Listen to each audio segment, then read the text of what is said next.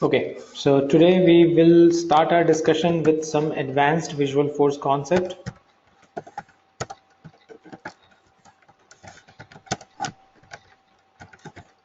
Okay, so we'll talk about a couple of advanced visual force components, and then we will get into, you know, we'll start talking about deployments and sandboxes. So I'll talk about that as well. So let's start the discussion with the visual force thing. So first thing that I'm going to talk for visual force is static resource. Okay, the first thing that we're going to talk about is a static resource. Now, what is a static resource in Visualforce? Static resource allows you to upload content that you can reference in a Visualforce page. So sometimes while you're creating a Visualforce page, you might want to reference to some content, some file. It can be an image, it can be a JavaScript file, it can be a CSS file, it can be anything, right? Now, how do you access those files? So you have an option of uploading them as static resources, okay, and then referencing to those files, calling them on the Visualforce page. Okay, let's say there is an image that I want to display, there is a logo that I want to display on my Visualforce page. So in case I want to display a logo on my Visualforce page, all that I have to do is I just need to make sure that I upload that somewhere on the cloud, and then I reference it from there, so that anywhere anyone who is accessing that page can has that logo actually referenced, and that logo is also on the cloud. Okay, so that is what a static resource is. So static resource allows you to upload content that you can reference in a Visualforce page, such as images, style sheets, JavaScript, and other files. So it can be any file. Okay, you can reference a static resource by name in page markup by using a dollar resource global variable. So there's a global variable called dollar resource. Okay, so using this you can access the resources from the static resources folder or directory which is there. All right. A single static resource can be up to 5 MB in size. So the maximum size allowed for a single static resource is 5 MB. Okay. And as an organization, the maximum that you can have is up to 250 MB of static resources total. So as an organization, you can have total 250 MB of static resources in total. Okay, and one static resource can be maximum of 5 MB. So whatever image or your style sheet or the JavaScript file, whatever you're creating should not exceed 5 MB, and altogether you will not be able to use more than 250 MB of static resources. All right. Now, how do we create a static resource? So creating static resource is pretty simple, just that you have to upload the file. That's it. You don't have to do anything. To create a static resource, it's as simple as going to setup, click on develop static resources, and then click new static resource and then upload the file. Whatever static resource you want to use, you can just use it. So let me just use it once, 1 minute.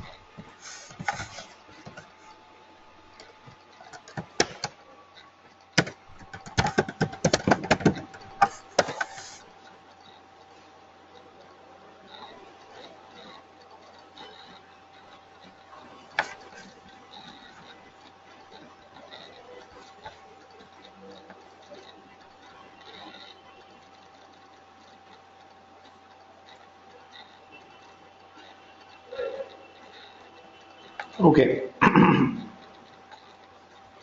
So let's see how we actually use a static resource. So let me create a static resource here first.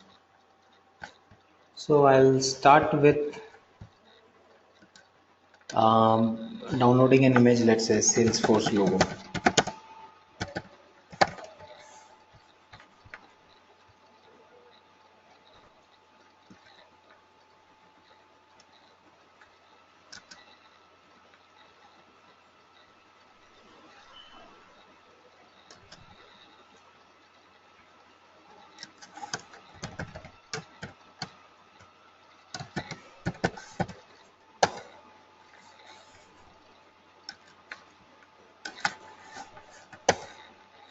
Okay.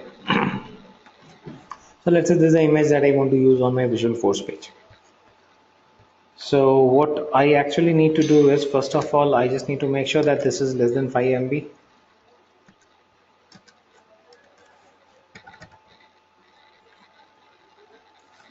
It's just 3.26 KB, that's fine.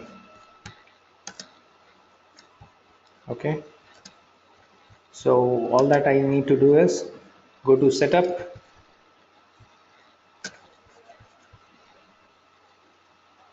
develop static resources, and upload that image. Click on new, SLDC logo, choose a file, that's my desktop.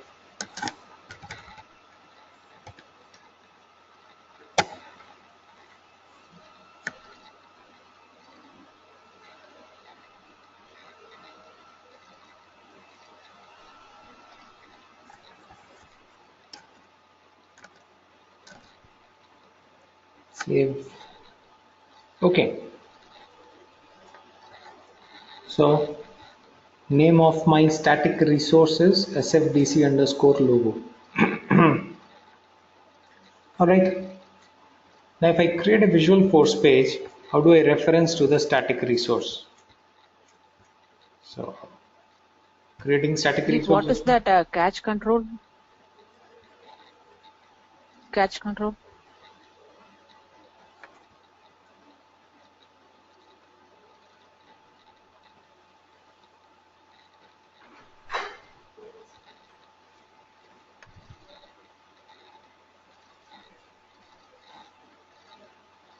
Cache control, right? Public or Yeah. private?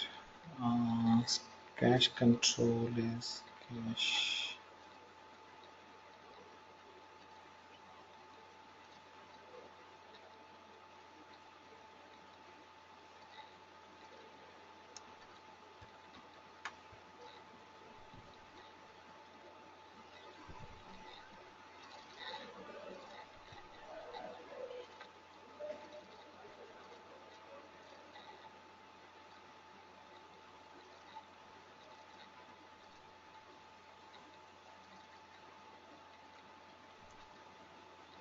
Um, okay. So this is basically something which would control the access, basically, are you, uploading a static resource to be used by you yourself or for public? Okay. So just give me 1 minute. I'll give you a better definition on this.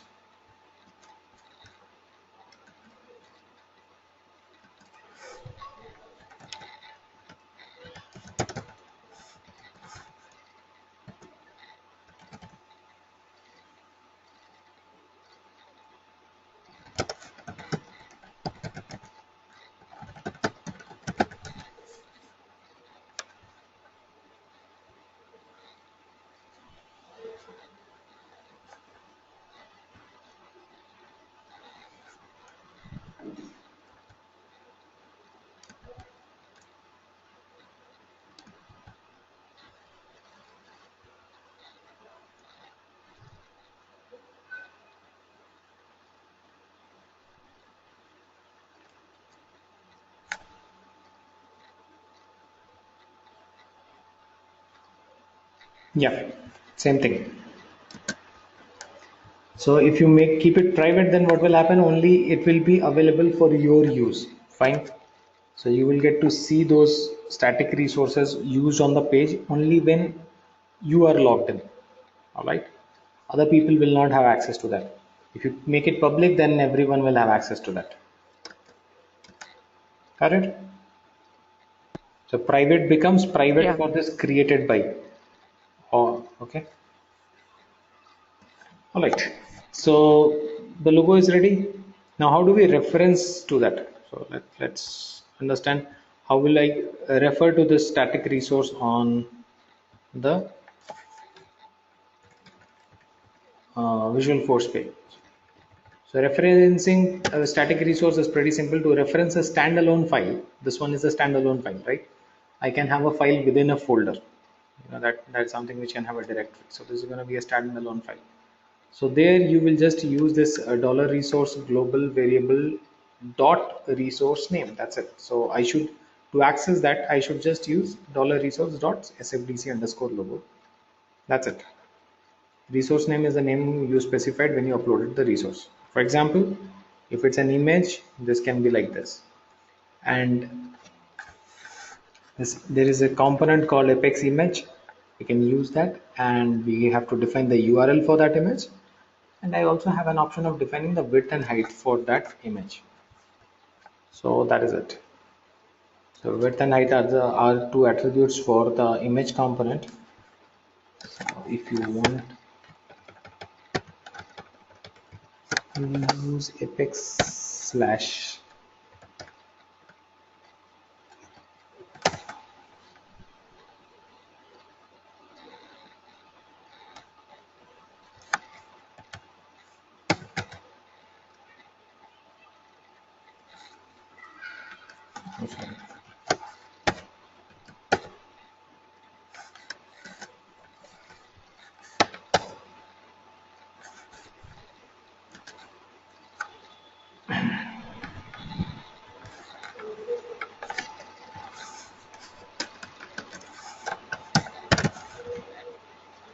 apex image component, and for that you have to define the URL if you're using it from URL, and all that you have to do is you have to use this dollar resource, sorry, not dollar, exclamation mark,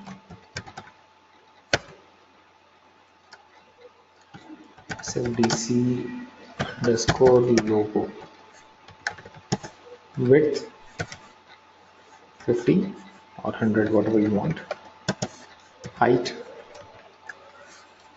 50, let's make it 100.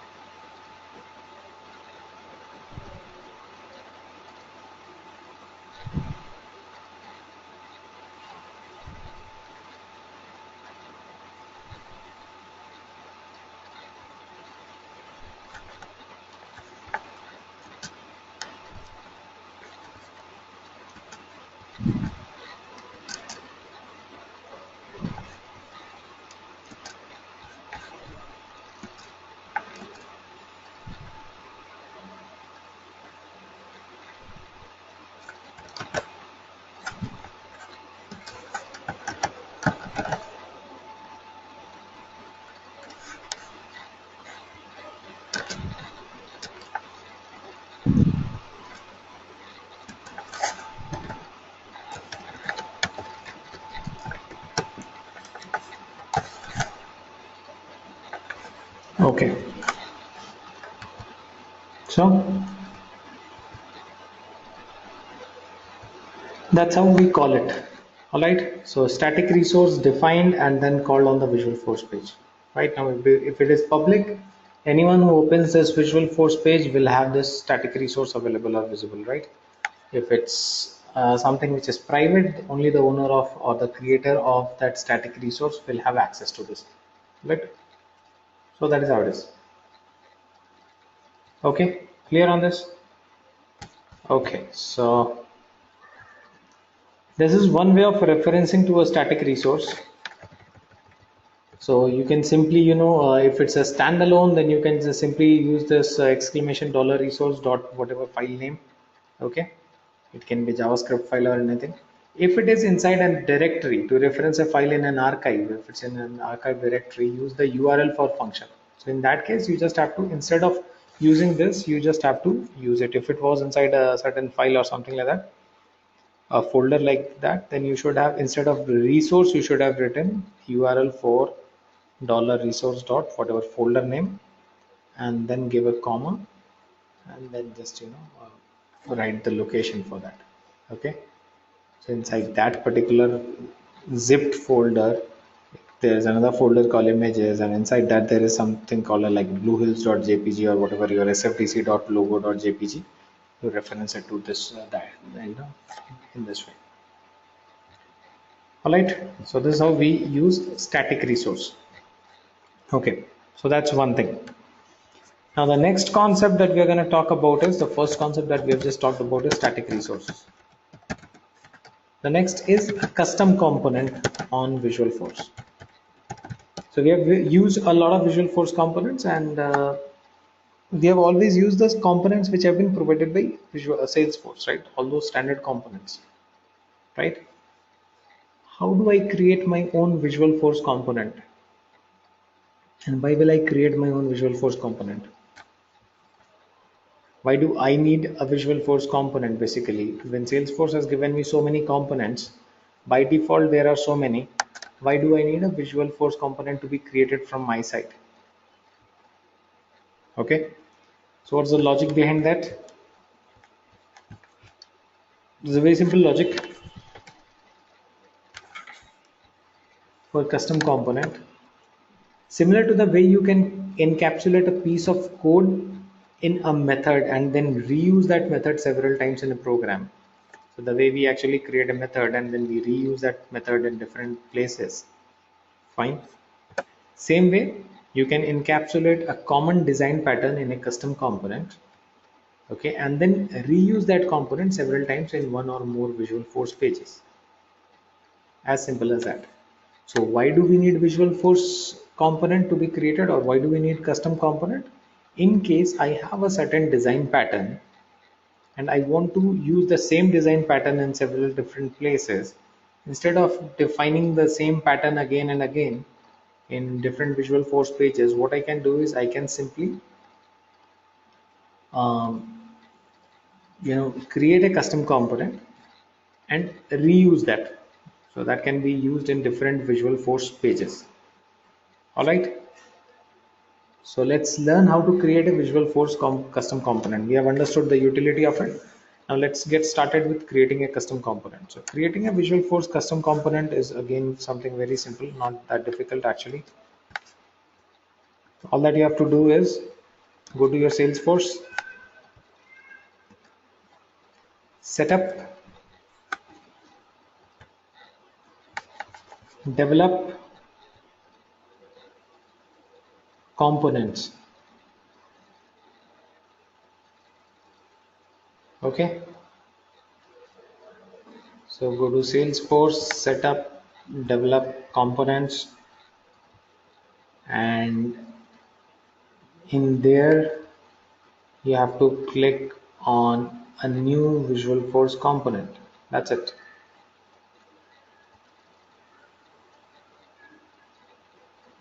Okay, and then give a name to the component, whatever you want.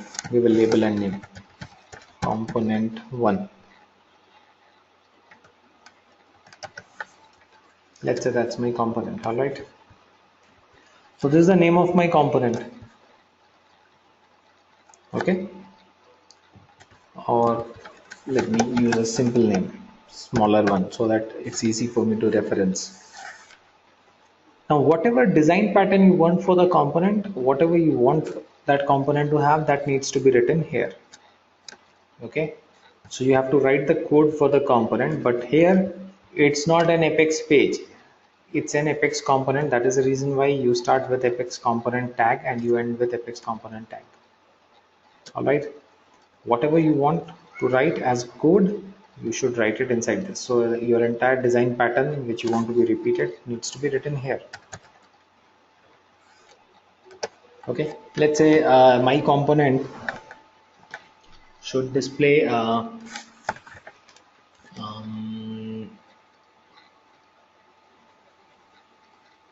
a simple text. All right, Apex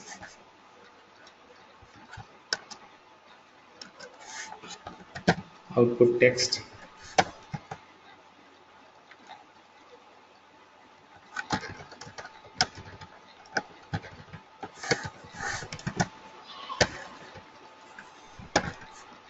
value.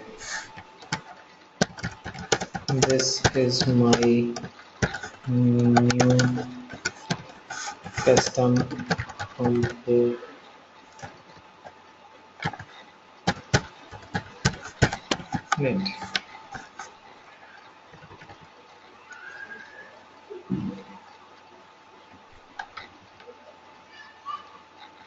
Okay, so now this is the content, or this is the description of my component actually. All right, so inside the component, what I've done, I've put this thing. All right,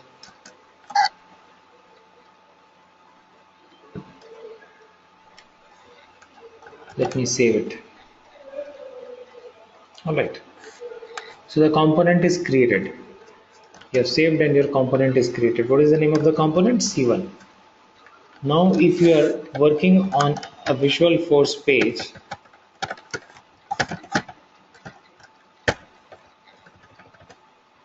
V2. Okay, I'm working with a Visualforce page, let's say, and I want to call my component here. So all that I have to do is, your custom components start with C. Okay, your custom component will not start with Apex. With Apex, all our Salesforce components start. Custom component will start with C colon, and then you will have all the list of your custom components. So I just created one, C1. Okay,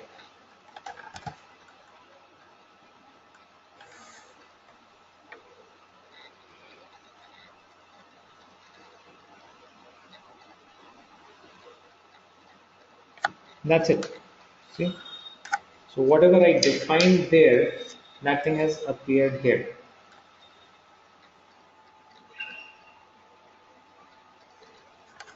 Got it? So how this is being used?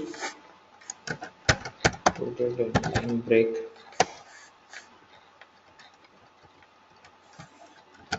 Startup custom component.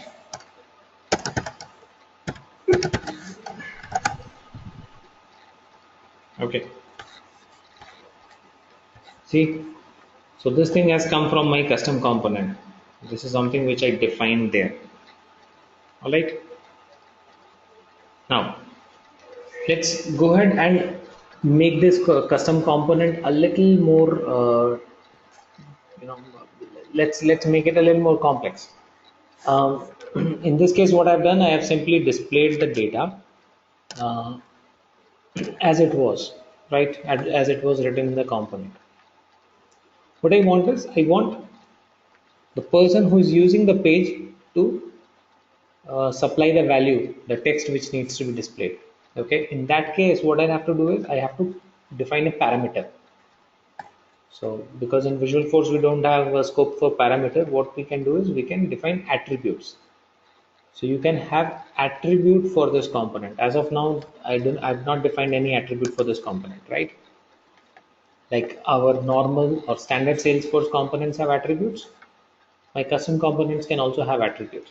So what I'm going to do is I'm going to define an attribute, and in that attribute, using that attribute, the end user will define the actual text which he wants to display here. So let's go ahead with that. So we go back to the component to edit the component. You can go to setup, develop components.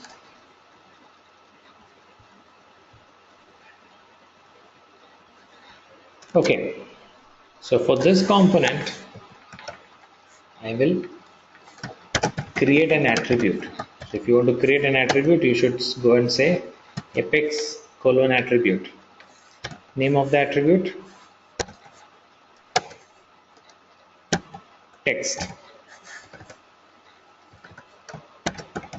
Okay, so you define the name of the attribute. Then you have to define a description for that attribute.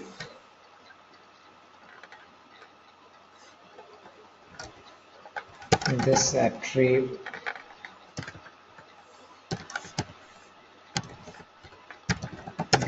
is used for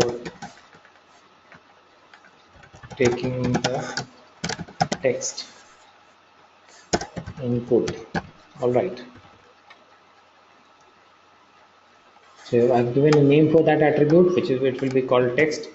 What will be the type? Data type. What data type will be supplied to that attribute? It can be a number, it can be a string. Okay. And will it be, do you want to make it a required attribute? Yes.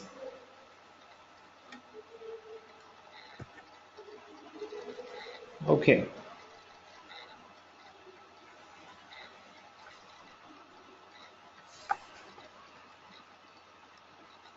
So I've created an attribute here which is called text. I've given a description. Description is something which will be used by the, which will be used for reference. People who are actually using this component there for their reference. So this does not have any actual functionality on the page. You have to define what type of data this attribute will accept. It will accept string, and it is going to be a required attribute. Okay. And for this output text now, because I don't want this to be static, this needs to be replaced by text. Okay. So text is the parameter where people will come and they will supply the value, and that will be displayed here on this component. That's all we needed. That's it.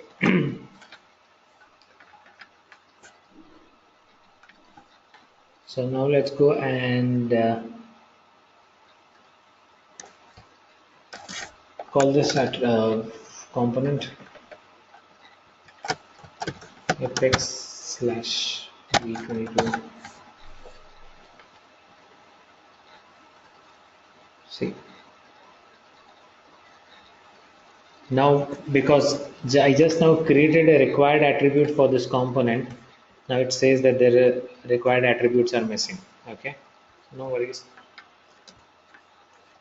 What is the required attribute? I've created text. See, now it has got attribute.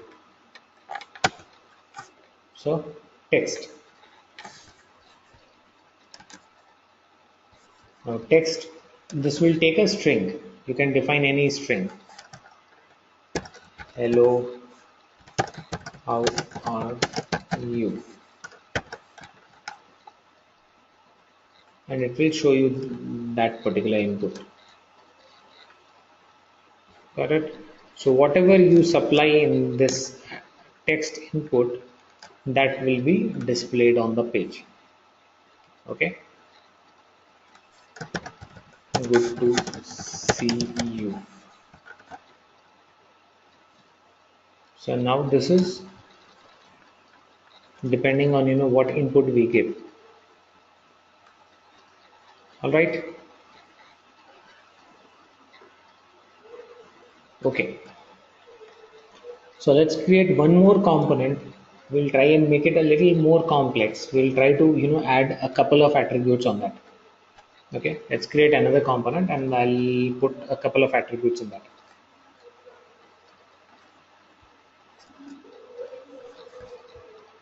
So we'll just need to go to setup, create components, develop components, new,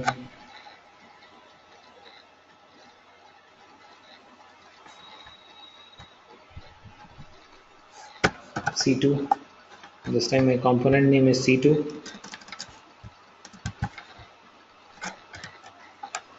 Okay, this time I will define a couple of attributes here. So first will be text.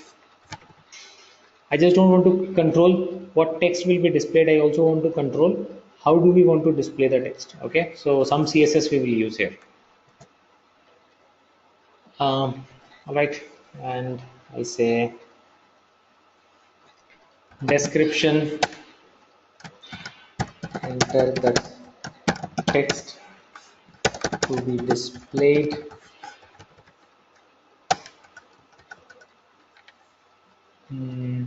Okay.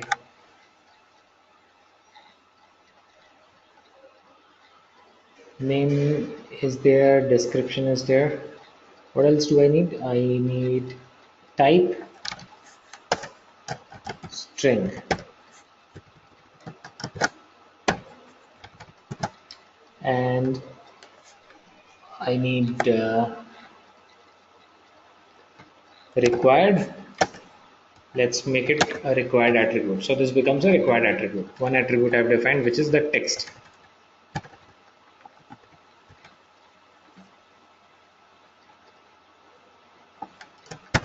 And then I define another attribute. I name it text color. Okay, the end user will define which color he wants the text to be displayed in. Description, enter the text color.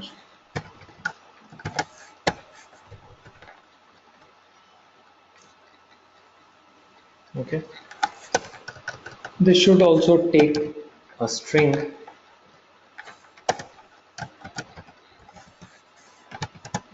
and this should not be required. Let's not make it mandatory. If the user wants a specific color, he can define, otherwise he can just leave this attribute.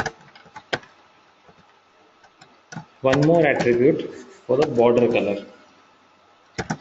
Name border color.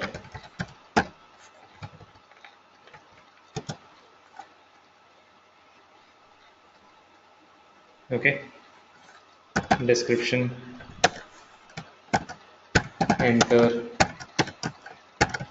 border color, and let's make it string. Sorry, type. This border color will also be string.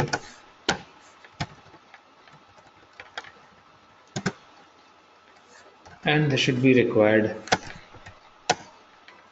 true. Let's make it true.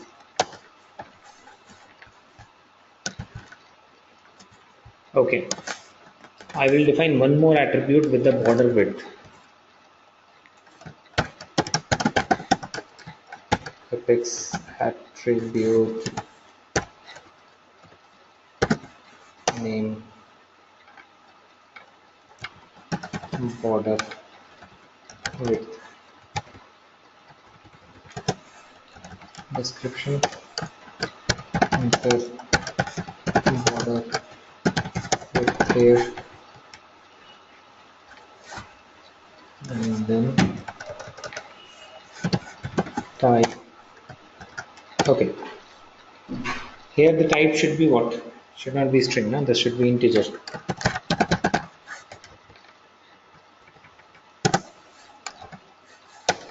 required true. All right. So I've defined four attributes: text color, border width. Okay.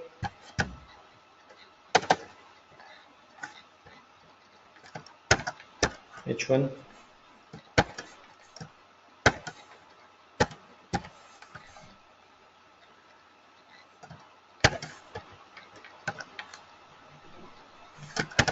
Fix output text.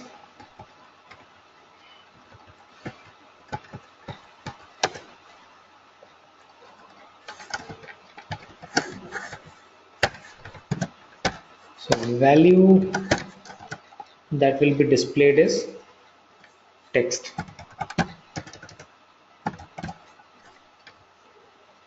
Okay.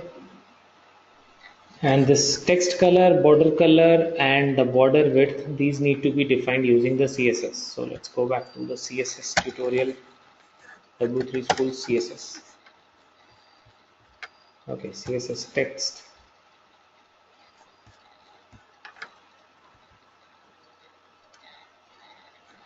So for text color, you just have to give color.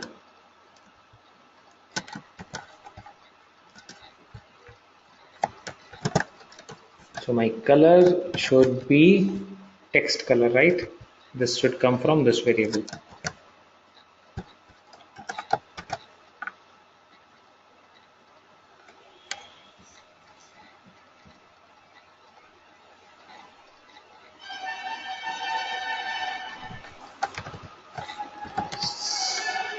Style equals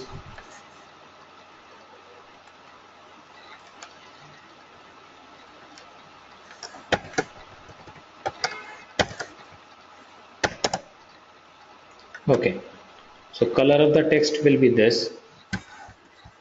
How about the border color? CSS border.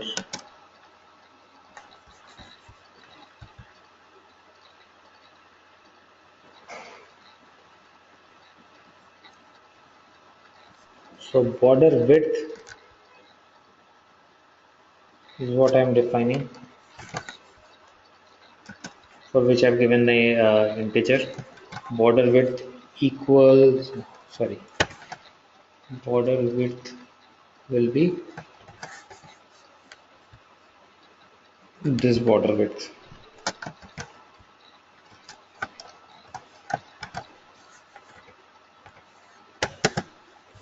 And there should be some border color also, no? So for border color, you make it this.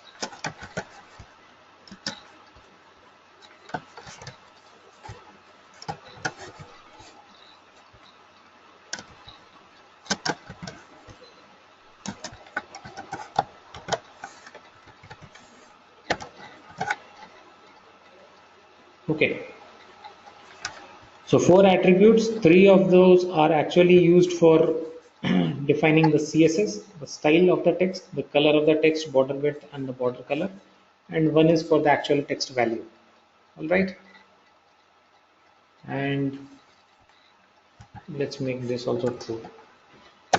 So all these are now required attributes. So whenever you are using this component, you have to supply value for all these required attributes. Okay.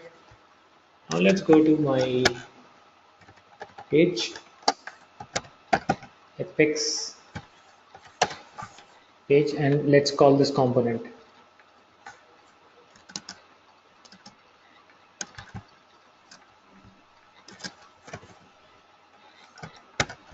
C.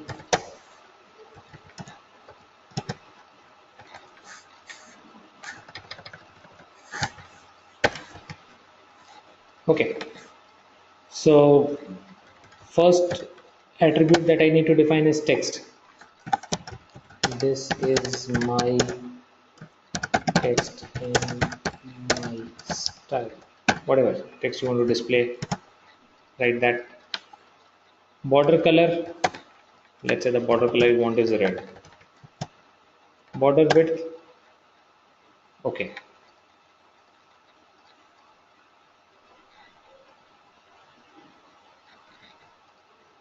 border width, let's say 10, and text color blue.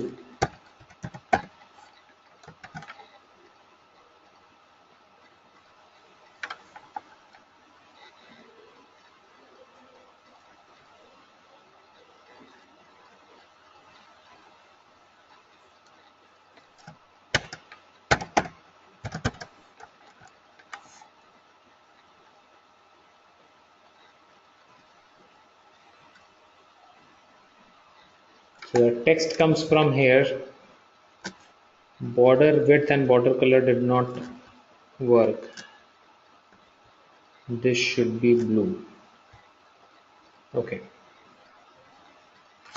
Give me 1 minute.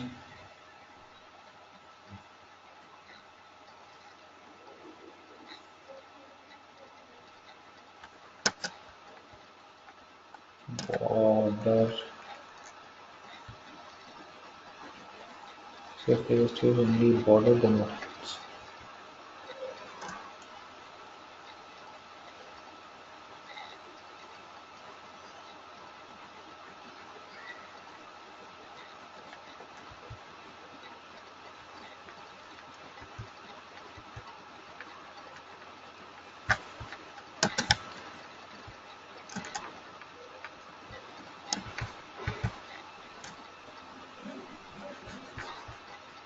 Develop.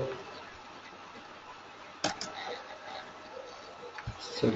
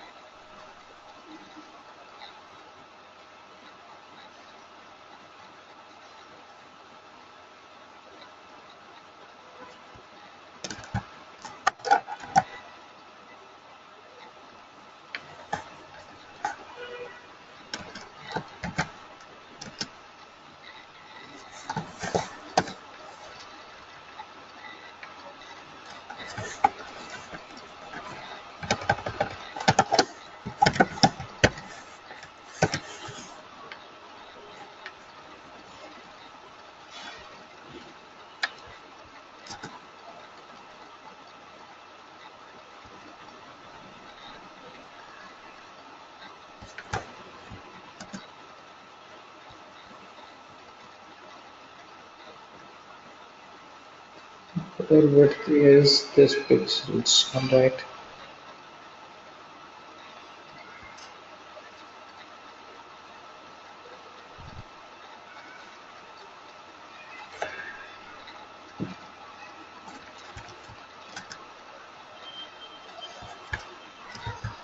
Some small error that we are doing while signing this. Okay, let me just say border.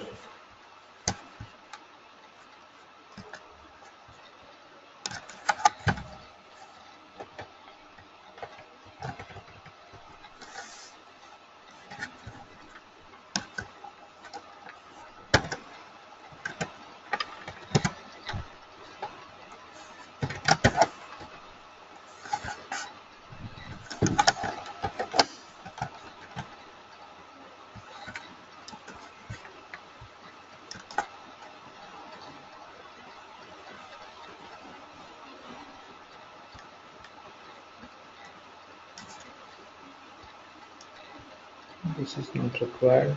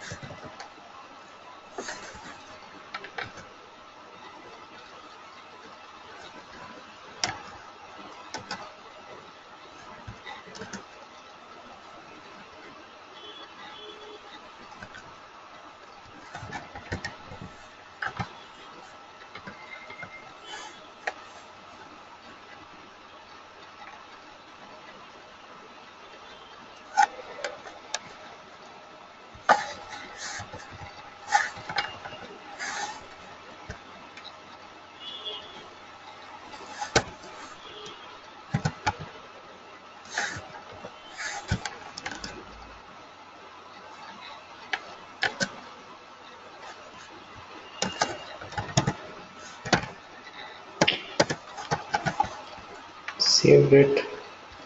Okay, let me call it once again.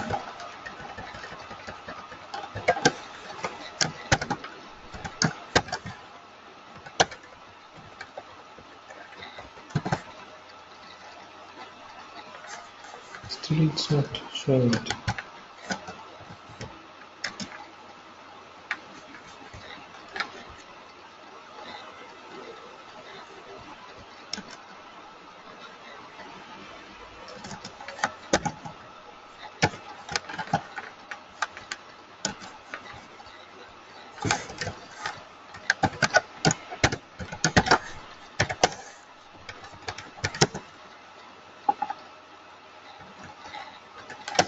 Text.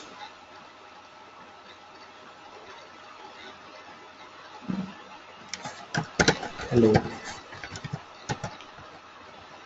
Text color red. Border color blue.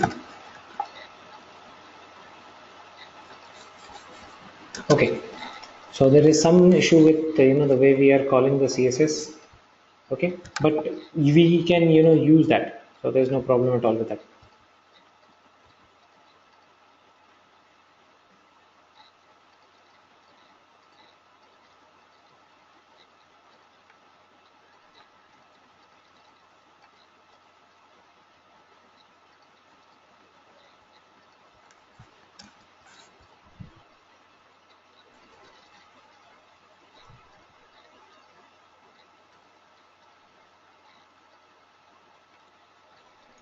Right. So I think I'll leave it up to you to go and check the correct CSS and use it here. So basically, primarily our objective is to understand how we can use attributes. So we are able to do that, right? So some way we are not calling the border attribute correctly. You can call anything else with the font size, style, whatever you want to supply from your side. All right. So are we clear on this? Do we understand this custom component thing? How it works? Fine. So you have the option of defining your attributes and then creating those custom components, and then you can call those custom components on the uh, Visualforce page. So now you will be able to call this custom component on all the Visualforce pages that you create. All right. So that's the advantage of this. Okay. So custom components we have just talked about. Now the third thing that we're going to talk is a Visualforce email template. Okay. So the advantage of Visualforce email template is that you will be able to display some list of records also within the email body, right? Normal email templates that we create can be connected to one record. But in case I want a related list kind of a thing or multiple records to be listed on the email body, that thing can be done using a Visualforce email template. All right. So let's see how do we do that. So creating Visualforce email template is simple as creating any other email template. So you just need to go to communication templates, email templates, and then you say new template and select Visualforce. Fine. Select Visualforce and go to next. And then you create your own Visualforce email template. Okay. So everything what you see here is pretty similar to what you have already seen in other email templates. The folder you define, whether you want to make it available for you, what email template name you want to give. I want to call it ET1. Okay. Description in case you want, email subject and recipient type related to type. Okay. Email subject is let's say my new email. Okay. Recipient is contact. So here if we are talking about uh, a Visualforce email template, the recipient type can be someone who has an email, right? So here we have emails for contacts, leads and users. So let's say my recipient type is contact. This email will be sent to contacts. Related to can be any other object, okay, which is related to the recipient. So let's say my related to is account. All right. The salesforce.com object type that the template will retrieve merge field data from. Okay, this can be any object that has a standard controller, including custom objects which are supported by Visualforce. All right. So related to is the data, the object from where you are gonna retrieve the data, and this recipient type is the person who's gonna receive the email. All right. So let's say my related to type is account. Okay.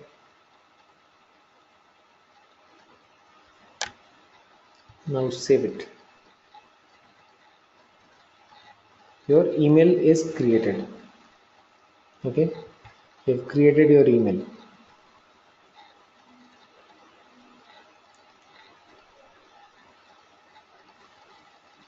Now what you can do is, this is the email. Subject is my new email, and this is the body of the email. Okay. You can edit the template. Now what you have to do is you'll have to edit the template using the Visualforce code. So this is actually written using Visualforce code. All right. And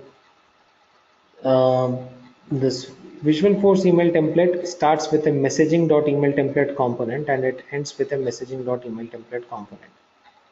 So starts with this component, and so this is written within this messaging.email template component. Okay. So messaging.email template has these attributes: subject. So this is where you define the subject. So though we did that through the UI, but you can change it here also. What will be the subject of the email? Who will be the recipient? So recipient type can be contact leader, user. Related to type can be anything, whatever objects you have in Salesforce. Okay.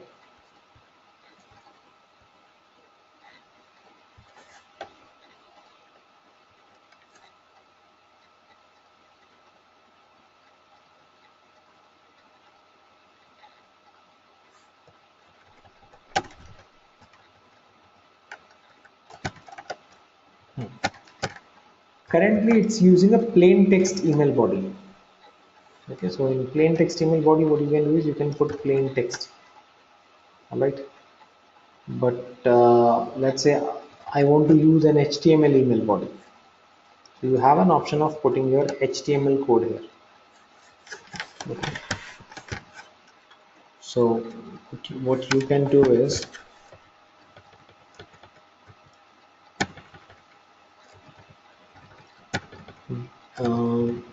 maybe remove this entire stuff.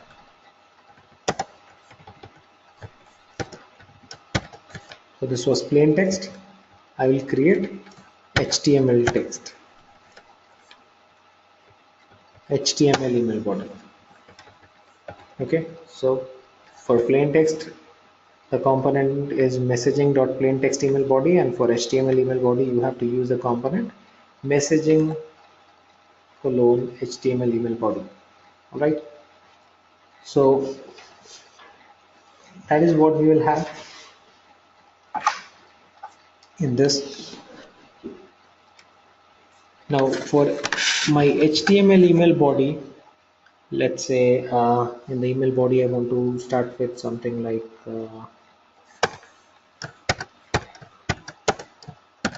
dear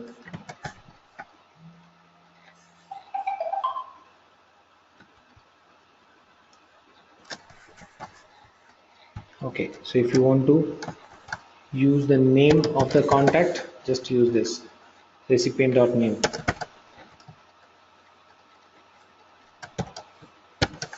And then so because this is HTML, so you are able to use HTML components here, right?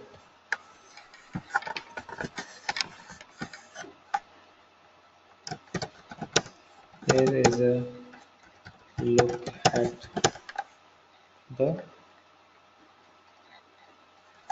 cases of your company, or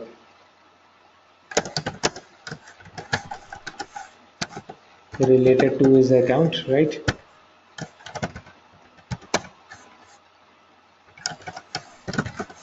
Okay, so related to is the account, right? Related type is account. So this will display name of the account.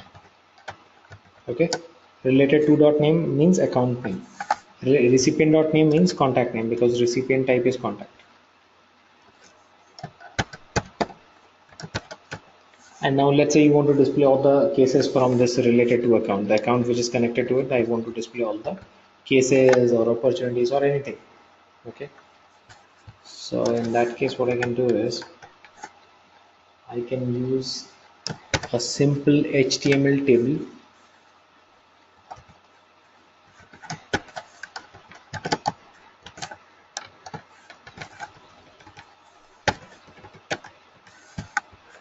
So if you want a reference on how to create an HTML table, here it is.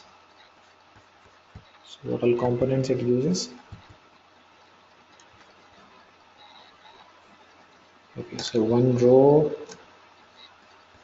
So I think the first row should have headers and then the values. Yes. So first row will have the headers and then the values. So let's do that. Table row. Okay, and in this one I will have the headers. So first header is, let's say, case number.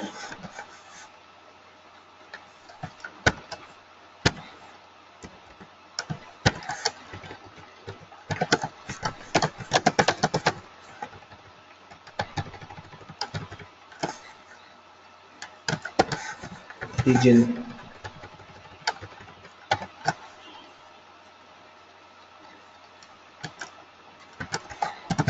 Contact email.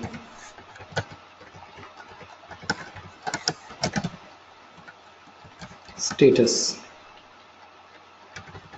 So this row ends up here.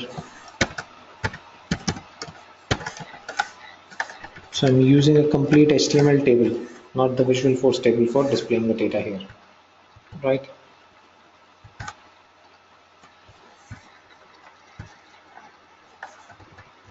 Good thing about using HTML table is that your content is a lot more lighter as compared to Visualforce components, right?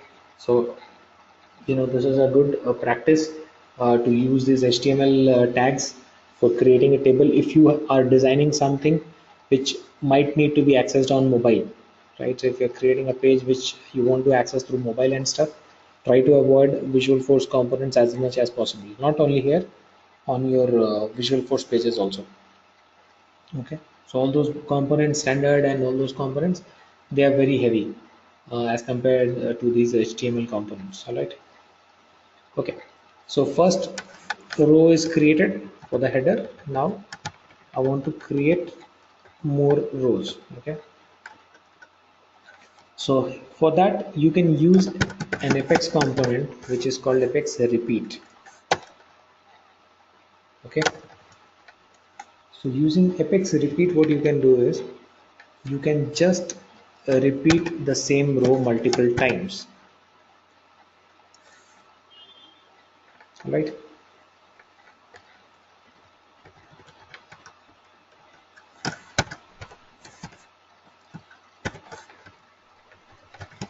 So for repeat, I have two attributes like the table component. I have two attributes, but table component is where we use the columns, right? One, column two, column three.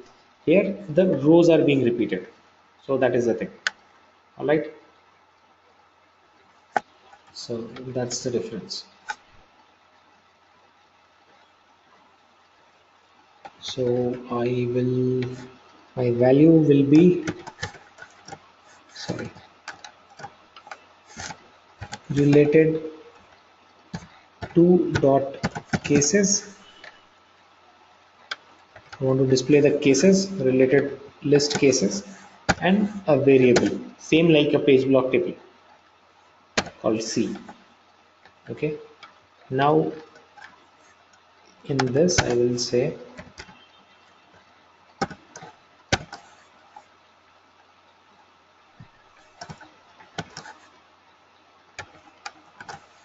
C dot case number.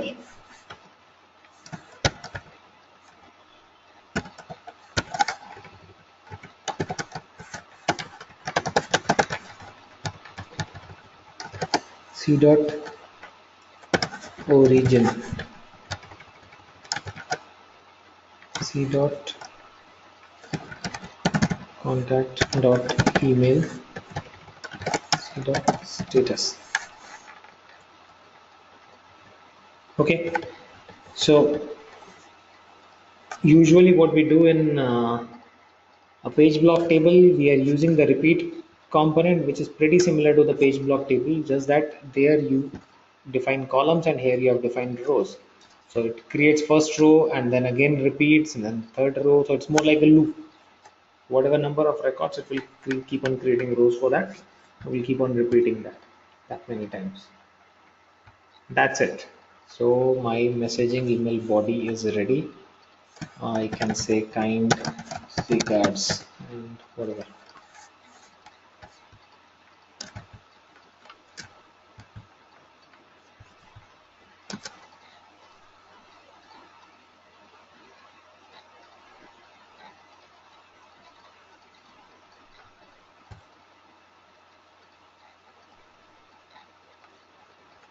Okay. So the email template is ready. It's an HTML email template. Okay. The table that we have created does not have borders and stuff. And I also did not give a line break here. So you can just edit a few small things. Like after dear, this and all, you need a line break. I need a line break here as well. That's fine. And you can make your table look more beautiful using HTML, with all those table attributes. I'll just keep it as it is.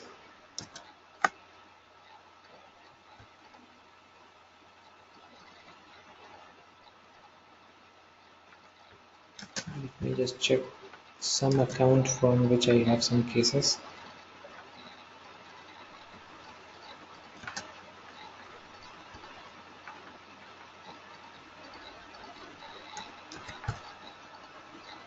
Yeah, here I have two. Okay, so I can just send test and verify. Okay, so related to account, you can pick it from here. This can be the related to account, related to contact, can be anything.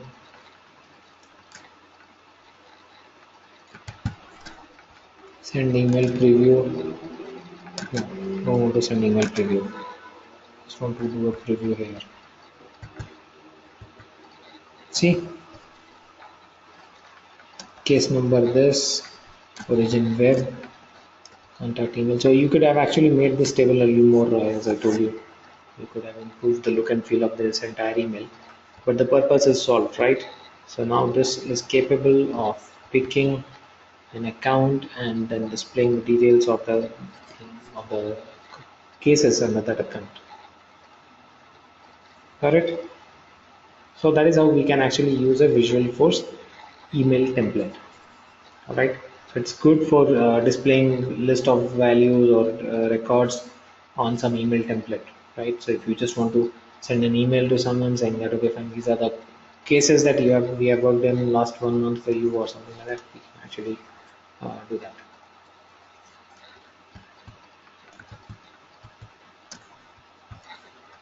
Okay. So clear on this? Please let me know if anyone has a question or doubt here. Simple stuff.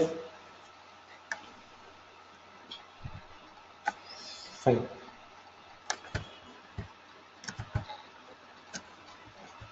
Now the next thing that we're going to talk about is, so creating Visualforce email template is done.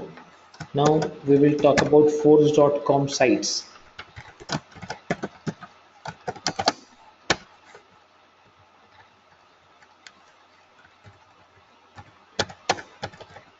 Okay, so what's a force.com site?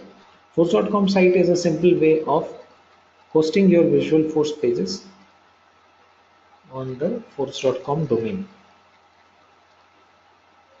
Okay, in case you have a visual force page. And why will you do that? Okay, in case you have a visual force page and you want that visual force page to be accessible publicly, not through your Salesforce login, but you want that visual force page to be accessible, available to the uh, public, then you need a force.com site.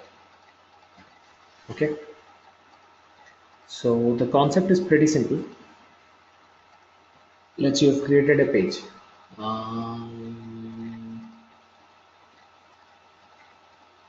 Think about it as if like let's say you have a products thing here, right?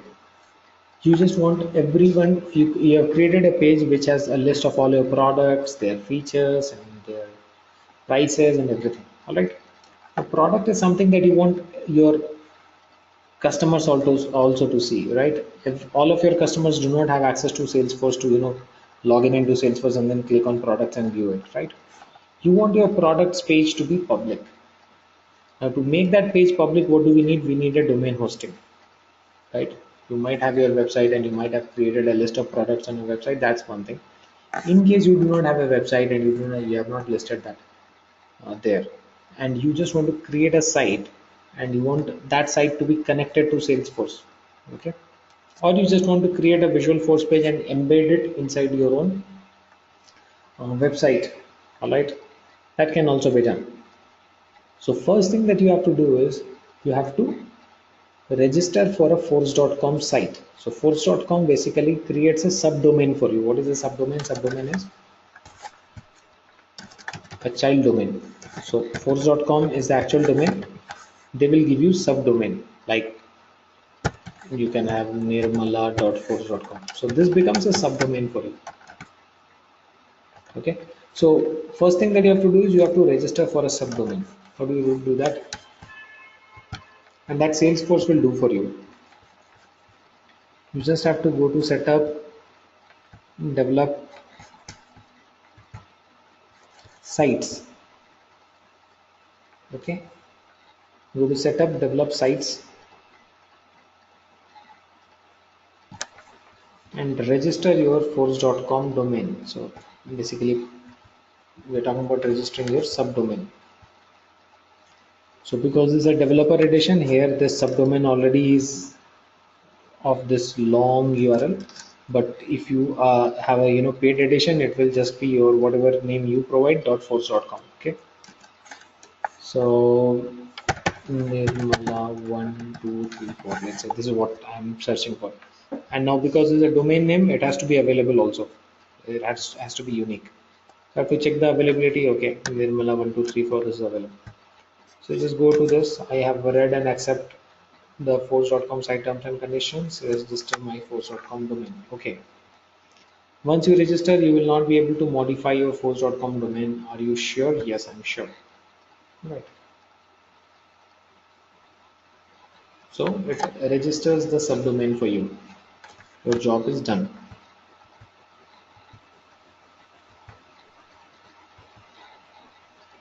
Now you have to create a site. So now what's actually a site? Site is something which you will display on this domain. Okay, so this is your domain, and then you can create a site under. So that's like a page. Okay, like you must have seen other websites. So there's a domain name for the website, monster.com, naukri.com, and after that they have pages inside those, right? So there's a home page, there's a contact us page. So the same way you can create pages inside this now. This is your domain and you can create pages. Good thing about this domain is now this domain is connected to your Salesforce account, right? So you don't have to do anything to connect this with your Salesforce account. This is already connected to your Salesforce account. You can display your Visualforce pages, and with the help of your Visualforce pages, you can display the data on that page, and this is publicly accessible. All right. So developer account gives you only one site option. So I can create one site. So let's create that. Domain registered. Let's create the site. My site. Whatever name you want, you can give. So your site address will be this .force.com slash whatever name you want, my site. Okay.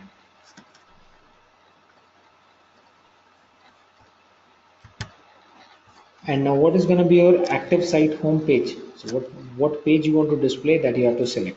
It can be a Visualforce page. So let me just quickly check which Visualforce page we want. Let's say I want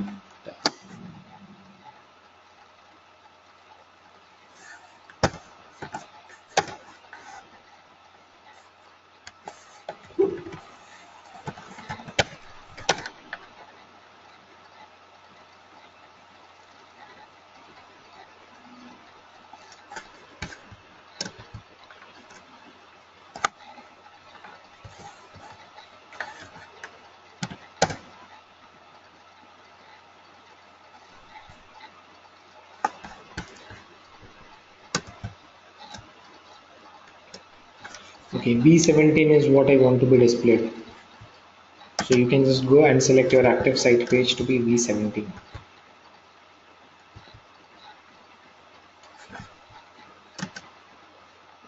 Okay, that's it.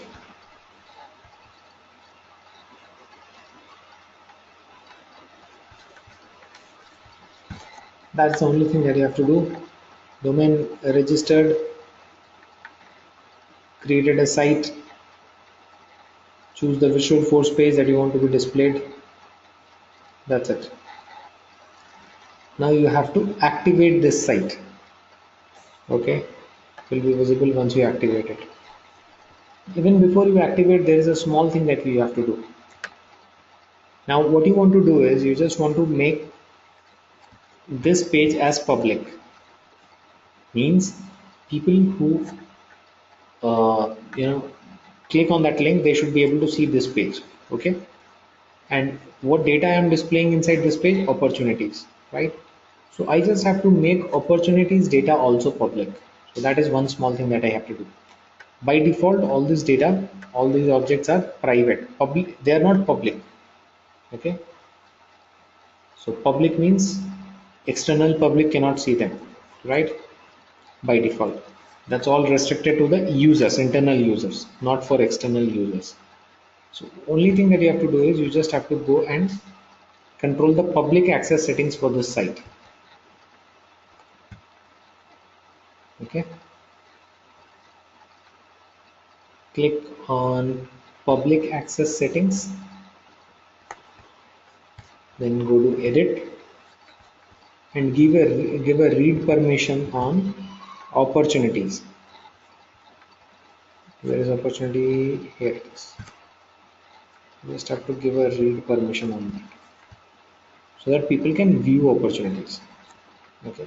So whatever data you want to display on a public site, you just have to go to public access settings and you'll have to control that. Make sure that you have at least given a read permission on that, otherwise people will not be able to see the data. That's it. So permission controlled. Basically what it does is it creates a separate profile for that site, the people who will see that site, and we actually go and give that permission on that profile. So now if I give you the URL, you should be able to see the data.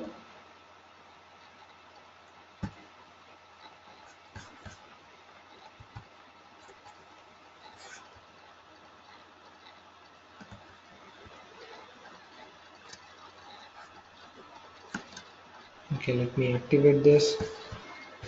Make sure you activate it, otherwise people will not see it.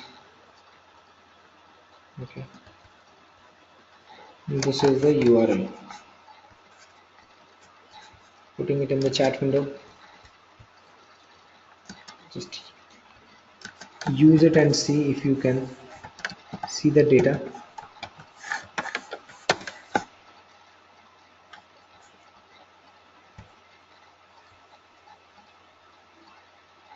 Just click. Okay, so while I'm talking about force.com sites, there are two things which we can do using force.com sites. I can have public view my data and I can have public enter the data into the system. Okay, so you can just create the page the way you want. If you want people to enter the data, then you should have a create new option, kind of a button there, where or save button there, where which they can use for entering the data into the database. So anyone from anywhere, like if you are a job consulting company and you just have displayed all the jobs on your web page, and then you also want people to enter the application. So you should create a Visualforce page which can display the jobs, and then there should be a button where you have an option to take them to another page which allows them to create an application, or maybe on the same page they can enter some fields and create an application, right? So that sort of thing can be done. Okay,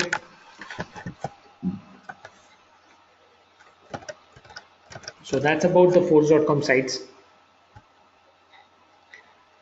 Now let's talk about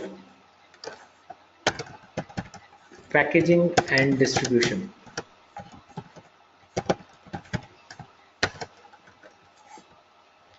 Okay, what is packaging and distribution? Packaging and distribution is a simple concept. In case I have created an application and I want to distribute it to others, I want to give it to someone else who is not a part of my organization, who has a different organization. So we have a simple way of doing that. We just need to create a package, put all the components inside that package, and then give it away to that particular other person. All right, how that is done? You can go to setup, create packages. All that you have to do is create a package, click on new, put all the components. Okay, give a name to the package, let's say package 1, save it, add the components that you want to be included in this package. Those components can be anything, whatever you see in Salesforce, everything can be added as a component, but it always has to be a custom component, a component that you have created. It cannot be a standard component, because standard component is something that everyone has, right? So you also have, I also have, so I don't need to take standard components from you. Okay, so what about custom things you have created? In case you want to share those with me, you can do that. Okay, so let's say there are a few custom permission sets or whatever, custom objects. You have not created anything on this, right? So let's say a few, let's say my Visualforce components, the ones that I just created, I want to give it to you. All right, so I can just add this to package. All right, that's it. So if you've created a few Visualforce components and you feel that those are really important, helpful, nice things, just create those components and then add them to package. Once you're done with adding components to the package, you just need to go ahead and upload it.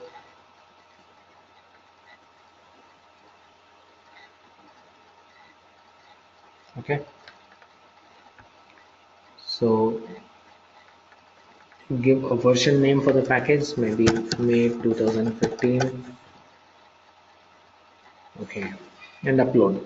So this will upload the package and give you an installation URL.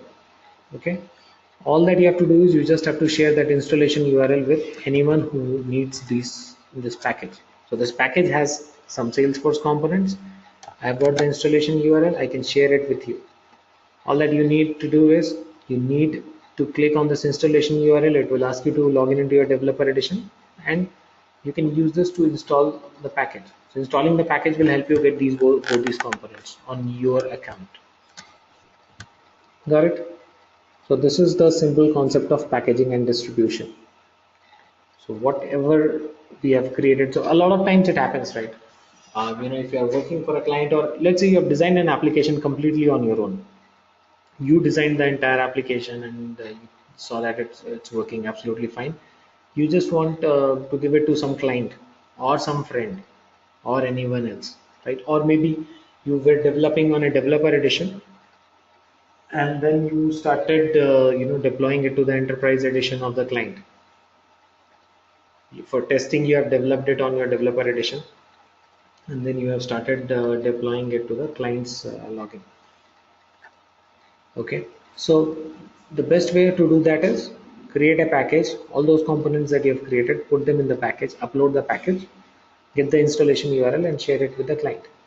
Okay, or so now if I give you this installation URL, you can use this installation URL, click on that installation URL. It will ask you to set up your login and password.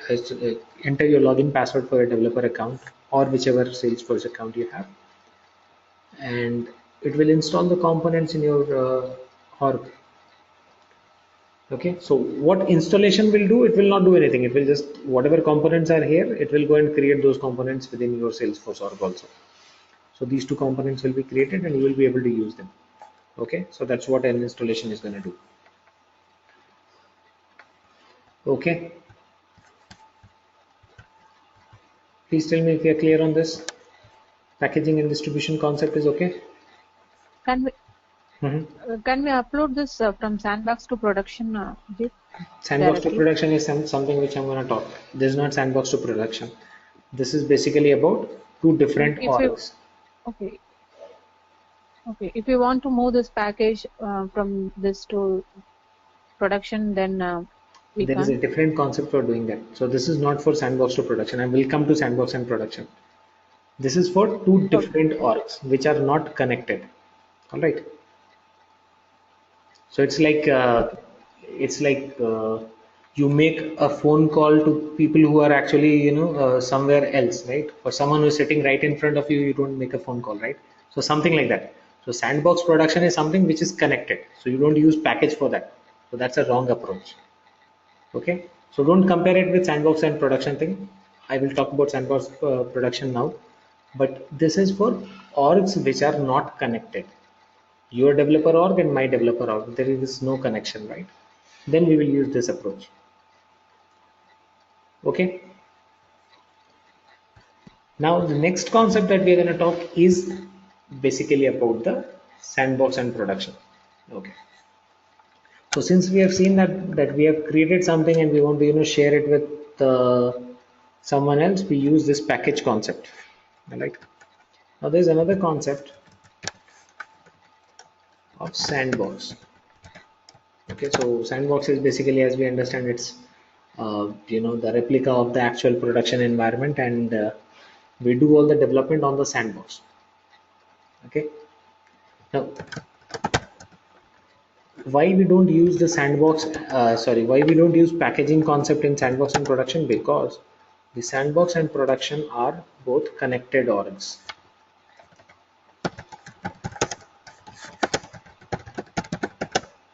So there's a connection between my production and sandbox. Okay, so in case I want to move something from a sandbox to production, I don't use package. I use another thing which is called a change set. So the terminology used for that is change set. Okay, concept is same, name is different. A change set is also like a package which can hold components. Okay, so the terminology or the name that we are using is different, but the concept is exactly the same. There is no difference between what a package does and what a change set does. Right? So if it's a sandbox to production kind of a movement or a sandbox to sandbox kind of a movement, then use a change set. If it's one org to another org movement, then use a package. Okay. So now there's a small thing. We do not have a sandbox environment for developer edition, right? So in our developer edition, there is no sandbox environment which is available, because by default, developer edition itself is a sandbox. It's not a production environment, right? It's for learning, testing, and stuff like that. So for that, what we do is we just have to understand a few concepts. Okay, because you do not have this developer edition available for you, to help you work on a sandbox. All that you have to do is just listen to what I'm gonna speak for next 5-10 minutes and remember those things. All right. Your sandbox environment looks exactly the way your production environment looks, and both of them look like this. Only difference between a sandbox and a production visually will be, for a sandbox you will have a sandbox written here. So you'll have the sandbox name written here at the top. Okay, let's say your sandbox name is Sandbox, my sandbox. So let's say your sandbox name is my sandbox. So at the top you will have this thing written. So looking at that, you can understand that that's a sandbox. All right. So that's one. Second is, to log into Sandbox, you use test.salesforce.com. Okay. Another small difference is, you don't log into Sandbox using salesforce.com. You use test.salesforce.com to log into the Sandbox. Okay. Your login ID becomes, let's say your production login ID is g@abc.com. Your sandbox login ID will become g@abc.com dot my sandbox, name of the sandbox. Okay, so this is name of sandbox. I told you, no, this is the name of the sandbox. So every sandbox has a name. So your organization, when they set up the sandbox, they will give it a name. It can be ABCD, whatever they want. So you just have to use this as the login ID. So URL that you're going to use is test.salesforce.com. Login ID will be production, whatever it is. For sandbox, it will be just a suffix of dot sandbox name at the end. Okay. Password can be same. No problem with the password unless you don't go and change it in the sandbox. Okay. Now, how to create, change, sets, and deploy. So it's a very simple thing. So there are 4-5 steps which you just have to understand and keep in mind. That's it. Okay. Step 1. So basically, all the development we do in Sandbox, right? Now, once you have developed something and then you have tested it and you are ready for deploying it. Okay. So all that you have to do is just go to setup. Okay. So on Sandbox, you have to create the change set. So go to setup, deploy, and go to outbound change set. So there's an option called outbound change set. Okay. And then you click on new. Create change set. Add components. Exactly the way we do it on packages. Add components to change set. All right.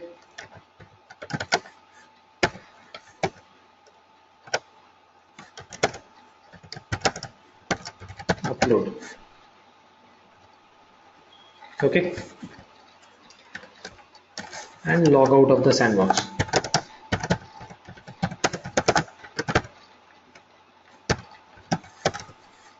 Then log into your production.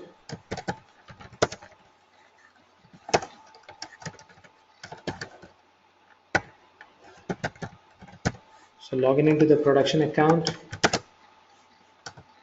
Here you go to setup,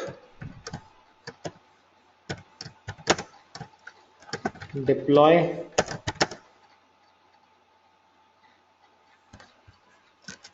let's say the new change set that you have created, you have named it CS1. Okay, let's say. So once you log in into production, you just go to setup, deploy, inbound change set.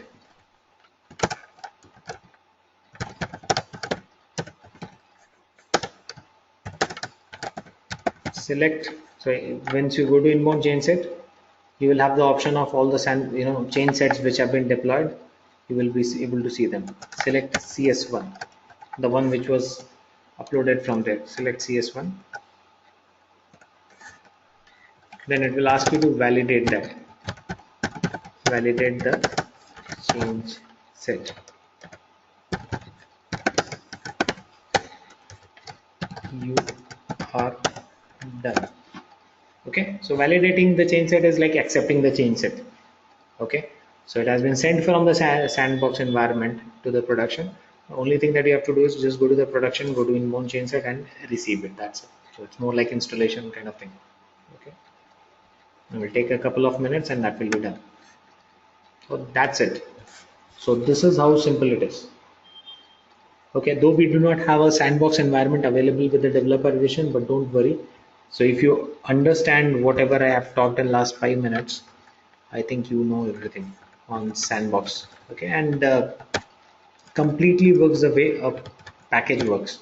Just that always use that terminology change set for the sandbox and production deployment and stuff. All right.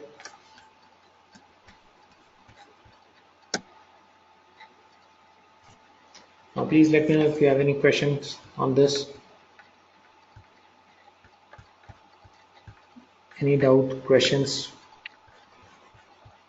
Is this the only way to move the setting from sandbox to production? Is there any other way to move without using change set? See, there are several basically ways of doing your development, right? So you can do it on a, let's say you're doing your development on Eclipse, you can actually do it there and move it from there and stuff like that. Okay. But if you are on a sandbox, this is the only way. Got it? So your development can be happening on different platforms, not only on the sandbox. Sometimes, we develop on completely a third-party tool like an Eclipse. All right. So then to deploy things from Eclipse, it's a different approach. But if we are talking about a sandbox, then this is how we do it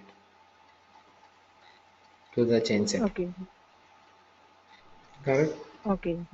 They have asked me in the interview. Mm-hmm.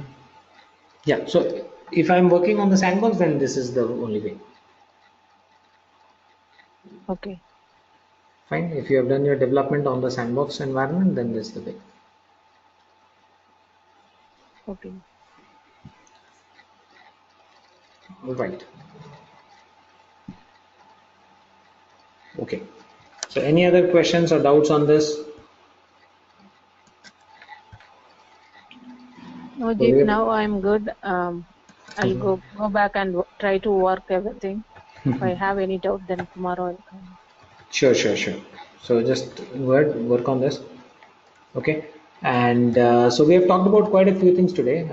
We have talked about static resources, then we talked about custom components, Visualforce email templates, force.com sites, packaging and distribution, and sandbox. All right. So just work on these things, and then we meet tomorrow and we talk about a few advanced Apex concepts. Okay. So we'll understand Apex in a little better way. All right. So tomorrow we meet the same time Okay, and we will talk further on Apex.